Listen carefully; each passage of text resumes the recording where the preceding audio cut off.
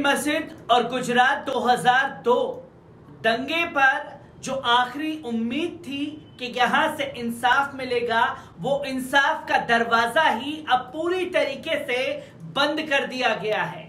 जी हां, supreme court ने आज गुजरात 2002 दंगे और बाबरी मस्जिद से जुड़ी सभी फाइलों को बंद करने का ऐलान कर दिया है। और इसके बाद सवाल ये खड़ा हो जाता है कि गुजरात 2002 दंगे से जुड़ा बिल्किस बानो का केस और आरोपियों को जिस तरीके से जेल आने के बाद मालाएं पहना करके, मिठाई खिला करके स्वागत किया गया, ऐसे में बिल्किस को क्या अब इंसाफ मिल पाएगा?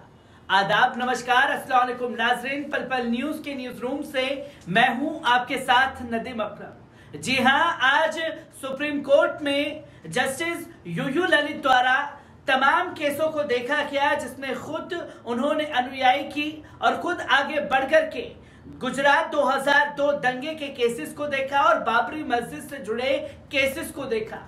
और केस को देखने के बाद ये निर्णय लिया कि गुजरात 2002 दंगे में 9 में से 8 केसेस को पूरी तरीके से बंद करने का फैसला लिया गया, तो वहीं बाबरी मस्जिद से जुड़ी तमाम फाइलों को बंद करने का ऐलान कर दिया गया है। क्या कुछ हुआ है सुप्रीम कोर्ट में, एक बार इस पर नजर डालते हैं। 6 दिसंबर 1992 को उत्तर प्रदेश के अयोध्या में बाबरी ढांचे को ढाए जाने से जुड़े सभी मामले को सुप्रीम कोर्ट ने बंद कर दिया है। इसके अलावा शीर्ष अदालत ने इससे जुड़ी दाखिल अवमानना याचिका को भी बंद कर दिया है। सुनवाई के दौरान कोर्ट ने कहा कि याचिकाकर्ता असलम भूरे अब इस दुनिया में नहीं है। साथ ही 2019 में आए फैसले के चलते भी अब इस मामले को बनाए रखना जरूरी नहीं है। इसी के साथ 6 दिसंबर 1992 को अयोध्या में विवादित बाबरी मस्जिद को शहीद कर दिया गया था। 16वीं सदी में अयोध्या में बनी मस्जिद को कार सेवकों ने ढा दिया था।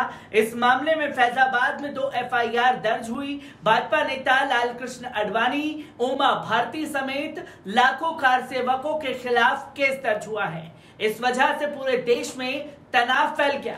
देश भर में हुए दंगों में 2000 से ज्यादा लोग मारे गए थे। इसी के साथ आपको बता दें कि सुप्रीम कोर्ट ने 2002 के गुजरात दंगों से जुड़े 9 में से 8 केस बंद करने का आदेश दिया है। इन सभी मामलों से जुड़ी कई याचिकाएं सुप्रीम कोर्ट में लंबित थी। CJI जस्टिस यूयू ललित की अगुवाई वाली 3 जजों की बेंच ने मंगलवार को कहा कि इतना समय गुजरने के बाद इन मामलों पर सुनवाई करने का अब कोई मतलब नहीं बनता है। सुप्रीम कोर्ट ने साफ तौर पर कहा कि गुजरात दंगों से जुड़े 9 में से 8 केस में निचली अदालतें फैसला सुना चुकी हैं। नरोदा गांव से जुड़े मामले की सुनवाई अभी जारी है। ऐसी स्थिति में इससे जुड़े किसी भी केस पर अलग से सुनवाई की जरूरत नहीं है। सुप्रीम कोर्ट ने दंगा पीड़ित परिवारों यानी कि NHRC और एक NGO Citizen for Justice and Peace की याचिका पर सुनवाई करते हुए केस बंद करने का आदेश दिया। इन सभी याचिकाओं में पुलिस की जगह CBI को सभी मामले ट्रांसफर करने की मांग की गई थी। इनकी सुनवाई करते हुए सुप्रीम कोर्ट ने कहा कि इस मामले में यानी कि गुजरात दंगा 2002 से जुड़ी याचिकाओं को आगे सुनने की जरूरत नहीं है, इसलिए हम सभी मामले बंद करने का आदेश दे रहे हैं। गुजरात दंगों से जुड़े 9 अहम केस के बारे में आप नीचे दिए गए तमाम चीजें के जरिए देख सकते हैं। जहां गुजरात के गोधरा स्टेशन पर 27 फरवरी 2002 को साबरमती एक्सप्रेस ट्रेन के 6 डिब्बे में आग लगा दी गई थी। आग लगने से 59 लोगों की मौत हो गई थी। ये सभी कार सेवक थे जो अयोध्या से लौट रहे थे। इसके बाद गुजरात में सांप्रदायिक तनाव फैल गया। गोधरा में सभी स्कूल, दुकानें बंद कर दी गई, कर्फ्यू लगा दिया गया। पुलिस को दंगाइयों को देखते ही गोली मारने के आदेश दे दिए गए थे। गोधरा कांड के बाद पूरे गुजरात में दंगे भड़क उठे थे। इन दंगों में 1044 लोग मारे गए, जिनमें से 790 मुसलमान और 254 हिंदू थे। उपद्रवियों ने पूर्वी अहमदाबाद स्थित अल्पसंख्यक समुदाय की बस्ती गुलबर्ग सोसाइटी को निशाना बनाया था। इसमें जकिया जाफरी के पति पूर्व कांग्रेस सांसद एहसान जाफरी सहित 69 लोग मारे गए थे। इनमें से 38 लोगों के शव बरामद हुए थे, जबकि जाफरी सहित 31 लोगों को लापता बताया गया था। 2008 में सुप्रीम कोर्ट ने एसआईटी का गठन किया था। कोर्ट ने एसआईटी से इस मामले में हुई तमाम सुनवाइयों पर रिपोर्ट पेश करने का आदेश दिया था। बाद में जकिया की शिकायत की जांच भी एसआईटी को सौंपी गई। एसआईटी ने मोदी को क्लीन चिट दी और 2011 में सुप्रीम कोर्ट के आदेश पर एसआईटी ने मजिस्ट्रेट के क्लोजर रिपोर्ट सौंपी। 2013 में जकिया क्लोजर रिपोर्ट का विरोध करते हुए मजिस्ट्रेट के सामने याचिका दायर की थी। मजिस्ट्रेट ने यह याचिका खारिज कर दी। इसके बाद जकिया गुजरात हाईकोर्ट का दरवाजा खटखटाया। हाईकोर्ट ने 2017 में मजिस्ट्रेट का फैसला बरकरार रखा।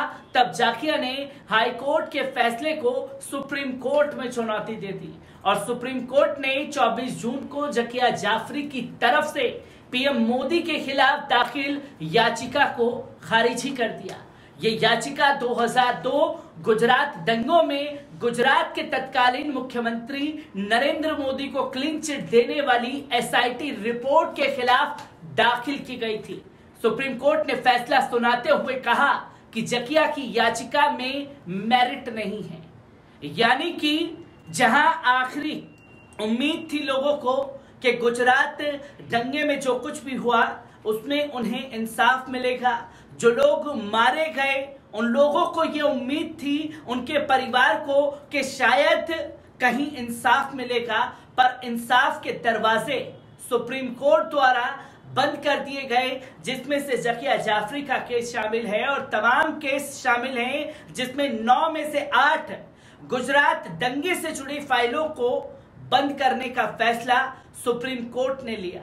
तो वही फैसला बाबरी मस्जिद से जुड़ी तमाम चीजों को लेकर के लिया गया। जिन लोगों ने कार सेवकों को उकसाया और जिन लोगों ने रथ यात्रा निकाली, जिन लोगों ने पूरी तरीके से माहौल को गर्मा करने की कोशिश की, आज उन लोगों को क्लीन चिट दी जा रही है। सीबीआई कोर्ट के फैसले के बाद जिन लोगों ने सुप्रीम कोर्ट का दरवाजा खटखटाया, वहां सुप्रीम कोर्ट ने उन तमाम फाइलों को बंद करने का फैसला ले लिया। जस्टिस यो ललित की बेंच ने यह फैसला लिया, जहां 2 बड़े केसेस जिस पर जनता की निगाह बनी हुई थी कि गुजरात दंगे से तमाम जुड़े केसेस सुप्रीम कोर्ट में लंबित हैं, उन लंबित केसों में 9 में से 8 को बंद किया गया। तो वहीं बाबरी मस्जिद से जुड़ी तमाम फाइलों को बंद करके एक संदेश देने की कोशिश की गई कि जहां आप इंसाफ की गुहार लगा रहे हैं वहां इंसाफ आपको मिलेगा। ये संदेह बार बार खड़ा होता है और ये खुद मैं नहीं, कपिल सिब्बल भी कह चुके हैं कि 50 सालों से सुप्रीम कोर्ट की सेवा करने के बावजूद भी अब उम्मीदें कहीं नजर नहीं आती। मैं ऐसे ही आपसे खबरों को रूबरू कराता रहूंगा। दीजिए इजाजत, शुक्रिया।